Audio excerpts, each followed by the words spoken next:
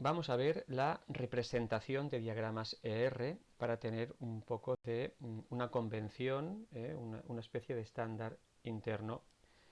Bien, hemos dicho que un diagrama R es como una herramienta, un lenguaje gráfico para representar los datos que queremos y es un paso previo a implementarlo en tablas, que es lo que queremos nosotros en el modelo relacional, pero previamente hacemos un diagrama ER, Entity Relationship. Bueno, aunque Chen lo propuso, pero no es un estándar exactamente, es decir, aquí yo digo desafortunadamente no existe una representación estándar que sea fija, siguiendo un protocolo, todo el mundo el mismo, de diagramas R. Pero ya dice aquí que sí que existen determinadas formas de representarlos que están muy extendidas y si se tienen claros los conceptos explicados anteriormente, es decir, lo de entidad, atributo e interrelación, pues es relativamente sencillo de entender. Entonces lo mejor es que, ya que digo que no es un estándar exactamente, que veamos en representaciones variadas, por ejemplo por internet. Mirad, si buscamos en internet, aquí, por ejemplo, R diagram examples o lo que sea, y salen pues muchas posibilidades de diferentes diagramas y ejemplos. Yo aquí he escogido algunos para que observemos. Por ejemplo, mirad que una cosa es la estética a nivel colorines, pero sí que observamos que las entidades pues las está poniendo como rectángulos. Bien, tengo aquí entidades.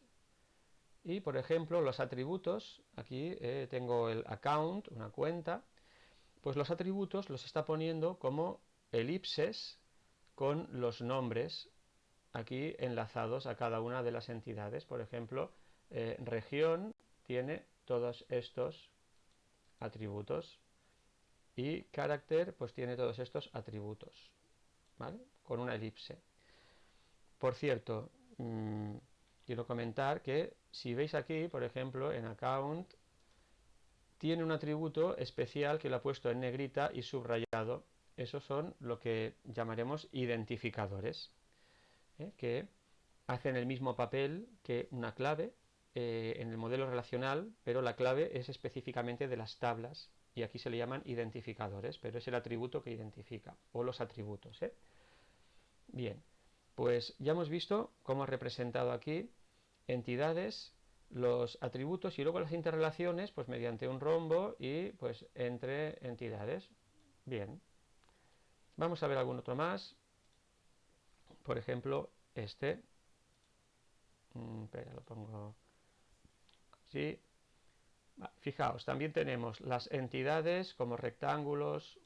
Bien, después los atributos los pone colgando de cada entidad como también elipses, en este caso, ¿vale? Elipses, y esta subrayada porque es el identificador, es decir, de las elipses que tiene cada entidad, pues la que subraya o pone en negrita sería el identificador. Y las interrelaciones, pues las ha puesto como un rombo, ¿vale? Bien, vemos que identificamos más o menos lo que hemos visto. Aquí tenemos otro, cambian los colorines, pero fijaos, las entidades, aquí la he puesto también como rectángulos, entidades como rectángulo, las interrelaciones como un rombo entre ellas, lo mismo, y los atributos, por ejemplo, de account, pues todos estos, que tenemos muchos, pues así puesto como elipses, y el especial subrayado. Vale. Os voy a enseñar otros que tengo por aquí yo y que será más o menos el que seguiremos. Mira, las entidades ya hemos dicho que en general todos sí que lo representan mediante un rectángulo. Y los atributos, si visteis el que yo os puse en el anterior vídeo, por ejemplo así, fijaos que yo cómo ponía los atributos. Es decir, fijaos la diferencia. Yo aquí tengo, por ejemplo, la entidad proveedores y todos los atributos de proveedores que cuelgan desde aquí están listados. He puesto en negrita el identificador de cada uno. Por ejemplo, de productos tengo el ID de producto, el identificador, y aquí tengo sus atributos. Pero los he puesto de esta manera. Si fijáis la diferencia entre los que os he enseñado de internet, es que aquí, dada una entidad, los atributos los pone como elipses colgando y, bueno, supongo que veis las diferencias y también las ventajas de uno respecto a otro, al menos a nivel gráfico. Mirad, si yo tengo muchas entidades que tienen muchos atributos, si yo tuviera que poner este diagrama que tengo aquí de la otra manera, de proveedores debería poner una elipse para cada uno de ellos y como es un nombre, digamos, son nombres grandes, las elipses quedan a nivel gráfico como un objeto bastante pesado visualmente y gráfico, y aquí tendría pues del orden del 10 u 11 atributos, es decir, aquí aparecerían 10 u 11 elipses con los nombres que para distribuirlos pues queda complicado. Pero lo mismo pasa con productos. En productos tengo 1, 2, 3, 4, 5, 6, 7, 8, pues 8 elipses que para ponerlas pues sería gráficamente inmanejable por lo abultado que es. No te digo nada en pedidos, que también tengo 10 u 11, es decir, 10 u 11 pelotitas con elipses. Y si vamos aquí a ver otros, por ejemplo los empleados, tampoco te digo nada, empleado que tengo pues del orden de 14 o 15 atributos, pues tenía que poner 14 o 15 elipses con los nombres. Entonces, básicamente, la notación que yo os propongo es una que hace que los diagramas queden más limpios visualmente, desde mi punto de vista. ¿Por qué? Porque nos centramos en lo importante que serían las entidades y las interrelaciones. Es decir, cuando yo veo este diagrama así, yo estoy viendo a vista de pájaro, de un modo rápido, yo veo ya los proveedores en grande que suministran productos con esta interrelación. Y luego, evidentemente que tengo atributos de proveedores, pero para mí los atributos de alguna manera están subordinados a la entidad que están calificando. Es decir, los atributos de proveedores los enlazo así y los atributos de productos están para mí subordinados, pero no tienen la misma importancia visual que la entidad. ¿Vale? Por eso, un diagrama de este estilo, tal y como yo lo propongo, queda más limpito, identificamos mejor las entidades de las interrelaciones y luego, evidentemente, observamos los atributos y lo podemos ver, pero de un modo más compacto y organizado, es decir, poniendo los atributos todos juntitos uno debajo y de alguna manera me permite que visualmente esté todo más organizado y sea más entendible desde mi punto de vista.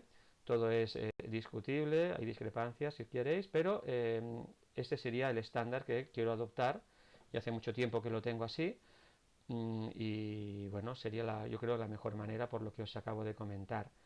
Ya digo, si observáis esto, son diagramas en los que tenemos, pues sí, ya en el de account que tenemos muchos atributos, pero no teníamos del orden de 15 o 16 y esto ya ha vuelto una barbaridad. Y visualmente me da la sensación de que este atributo, yo que sé, es casi tan importante como su entidad y yo no lo considero así. ¿De acuerdo? Entonces, lo que comentábamos aquí de los atributos, si mirábamos ejemplos de posibles representaciones, esta que yo, para la entidad de empleados, es la que yo os propongo, poner la entidad en un rectángulo y luego sus atributos listados con los IDs, los identificadores, pues en negrita o subrayados. Estas otras son las versiones que os he visto de internet, en la que poníamos los atributos como una elipse así más o menos grande que abulta demasiado y es más difícil de organizar los atributos que respecto a esta manera. Entonces yo veo la forma 1 bastante superior. Otras maneras que he encontrado también a veces es, en vez de poner toda una elipse, bueno, pues lo ponemos así, pero sigue teniendo los mismos problemas que he visto en el otro, O sea que lo mejor yo creo que sería representarlo de esa forma. ¿De acuerdo? Bien, y un último detalle, ¿no? Para que veamos que no es un estándar y hay otras maneras de representarlo.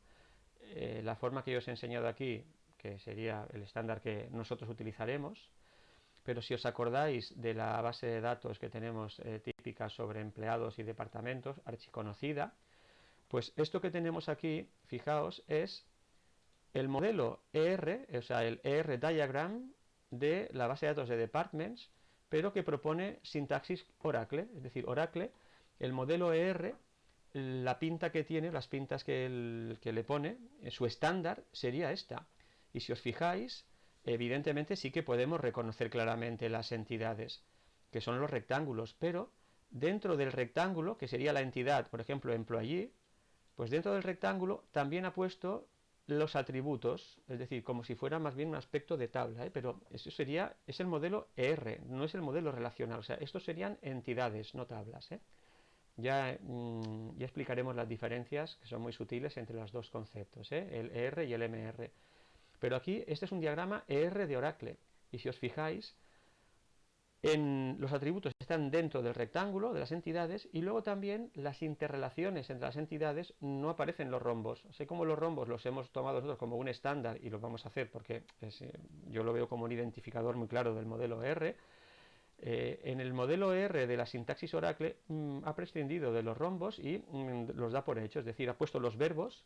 Por ejemplo, me dice que un empleado works in departamento, o un department is located in location. Entonces, lo que nosotros lo poníamos dentro del rombo con el verbo que representaba la interrelación, la sintaxis de Oracle pues no lo ha hecho así. Solo para que veáis las discrepancias que hay entre diferentes modelos ER, pero también que aunque haya discrepancias, entendiendo bien los tres elementos, uno es capaz, si se ha acostumbrado a este diagrama y lo domina bien, cuando se encuentra con este, pues tampoco le supone un trauma, porque dice, bueno, sí, esto es esto, la entidad se hace así, bueno, y de alguna manera todo te cuadra y eres capaz de deducirlo bien, ¿vale? Bien, y un último detalle también importante en la representación, que no dije en el vídeo introductorio, porque allí me quería centrar en los elementos principales, que eran las entidades y las interrelaciones y los atributos, pero viendo diagramas más completos, observáis algo que hasta ahora no había hecho mención, que serían estos numeritos que tenemos aquí, por ejemplo la interrelación, o este y este, que aparecen en todas las interrelaciones, aparecen por aquí, aparecen aquí. Entonces, estos numeritos es lo que se llaman las cardinalidades. Y esas cardinalidades nos dan muchísima información, es muy valiosa para saber cómo estos datos están interrelacionados a nivel de el número que tenemos de instancias que se relacionan de una entidad respecto a la otra. Entonces, en los diagramas tendremos que poner, aparte de los tres elementos que hemos dicho, que serían entidades, atributos y las interrelaciones, deberemos poner las cardinalidades de esas interrelaciones y explicaremos largo y tendido qué significan y cómo se ponen y cómo tienen que interpretarse. Yo ahora solo quiero decir que dan mucha información, que es importante entender lo de las cardinalidades, ya lo veremos, y decir que en todos los ejemplos que hemos visto, por muy diferentes que sean, pero el concepto de cardinalidades está presente. Es decir, aquí se amplió uno de estos, fijaos que lo que yo ponía allí, pues el 1n, el 1n, este tipo de cosas, el nm, pues están aquí presentes en estos diagramas. Si miro otros más, lo mismo, aparece pues con una NNN, un 1, una NN, bueno, cosas así, ¿vale? Y en el de Oracle que os he enseñado, que también tiene una pinta muy, muy, muy diferente, tú dices, ¿dónde están esos números? Bueno, pues están en su nomenclatura, ¿vale?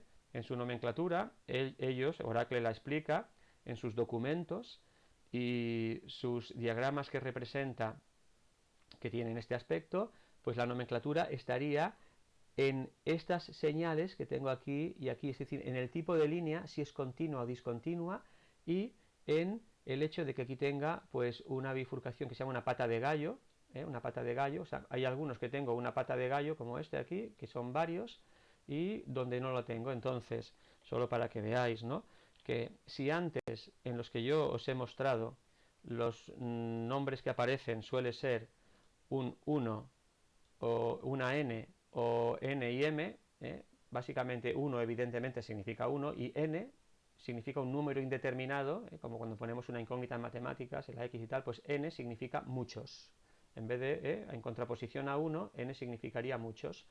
Y claro, cuando tengo una interrelación entre dos que tienen muchos y muchos, ya digo, ya explicaremos en detalle qué quiere decir, pero para no repetir la letra n, pues ponemos por ejemplo la m. Pero aquí que tenemos el 1 y el muchos, pues en Oracle, la representación de Oracle, el 1, el concepto 1 lo tiene en que la línea es una única, y el concepto de n lo tenemos en la pata de gallo. O sea, esto sería un equivalente a lo que yo antes he puesto como una n, y esto sería como un 1. Aquí, como tenemos en los dos, pues simple sería como un 1 y un 1. Y ya digo, el significado exacto de estas cardinalidades lo veremos cuando tratemos las interrelaciones binarias más específicas, pero que sepáis también que aparte de estos grandes que ponemos en la interrelación, luego tenemos aquí otros, como por ejemplo el 0, el 1, que tienen su significado, y eso lo explicaremos en su momento, en breve, pero en su momento.